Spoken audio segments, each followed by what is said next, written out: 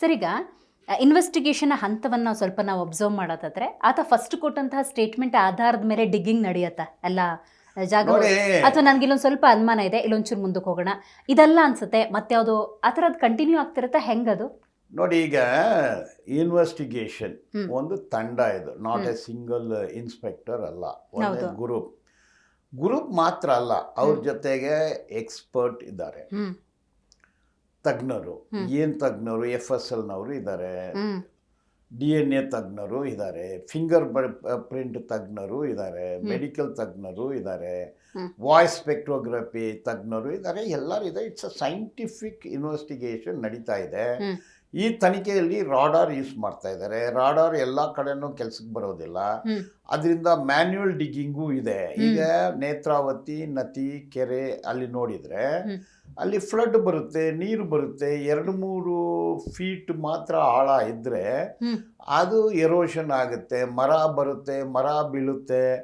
Soil erosion pin point ಮಾಡಿ ಹೇಳಕ್ಕೆ ಬರೋದಿಲ್ಲ, ಒಂದು ಅಂದಾಜಿನಲ್ಲೇ ಇರುತ್ತೆ.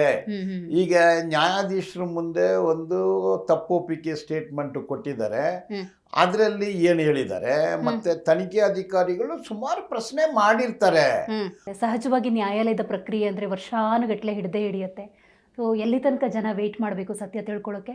ನೋಡಿ, ಸುಮಾರು ಕೇಸ್ಗಳಲ್ಲಿ ಪ್ರತ್ಯೇಕ ನ್ಯಾಯಾಲಯ ಮಾಡ್ತಾರೆ, ಎಕ್ಸ್ಕ್ಲೂಸಿವ್ ಕೋರ್ಟ್. ಈಗ ನಮ್ಮ ಚಾಪ ಕಾಯ್ತಾ, ಹೌದು, ಚಾಪ ಕಾಯ್ದಕ್ಕೆ ಆ ಕೋರ್ಟ್ ಅದು ಒಂದೇ. ಆ ಥರ ದಂಡುಪಾಳ್ಯ, ಹೌದು, ದಂಡುಪಾಳ್ಯಾಗ ಒಂದು ಕೋರ್ಟೇ ಮಾಡಿಬಿಟ್ರು, ಅದನ್ನು ಜೈಲ್ ಒಳಗಡೆನೆ ಮಾಡಿಬಿಟ್ರು, ಜೈಲ್ ಒಳಗಡೆನೆ ಮಾಡಿಬಿಟ್ರು. ಇದರಲ್ಲಿನೂ ಜೈಲ್ ಒಳಗಡೆನೆ ಒಂದು ಕೋರ್ಟ್ ಮಾಡಿ ಅಲ್ಲಿ ಒಂದು ನ್ಯಾಯಾಧೀಶರು, ಒಂದು ಸ್ಪೆಷಲ್ ಪಬ್ಲಿಕ್ ಪ್ರಾಸಿಕ್ಯೂಟರು ಎಲ್ಲ ಮಾಡಿದರೆ 1 ವರ್ಷದಲ್ಲೇ ಆಗುತ್ತೆ. ಈಗ ಪ್ರಜ್ವಲ್ದು 1 ವರ್ಷದಲ್ಲೇ ಆಯ್ತಲ್ಲ, ಕ್ಲಿಯರ್ ಸಿಕ್ತು. ಹೌದು. ಸೊ ಅಟ್ಲೀಸ್ಟ್ ಜನರಿಗೆ ಕೋರ್ಟು, ನ್ಯಾಯ, ನೀತಿ ನಮ್ಮ ದೇಶದಲ್ಲಿ ಇದೆ ಅಂದು ಆಯ್ತಲ್ಲ, ನಂಬಿಕೆ ಬಂತಲ್ಲ. ಸೊ ಕರೆಕ್ಟಾಗಿ ಅದು ಆಗಬೇಕು. ಈಗ ಒಂದು ಪೆನ್ ಡ್ರೈವ್ ಇತ್ತು, ಪೆನ್ ಡ್ರೈವಲ್ಲಿ ನೊಂದವರು ಯಾರು, ಕಲ್ಪ್ರಿಟ್ ಯಾರು ಗೊತ್ತಾಯಿತು, ಸಿಟ್ ತಂಡ ಬಂತು, ಅದನ್ನು ತನಿಖೆ ಮಾಡಿದ್ರು, ಚಾರ್ಜ್ ಶೀಟ್ ಹಾಕಿದ್ರು, ಪ್ರೂವ್ ಆಯಿತು.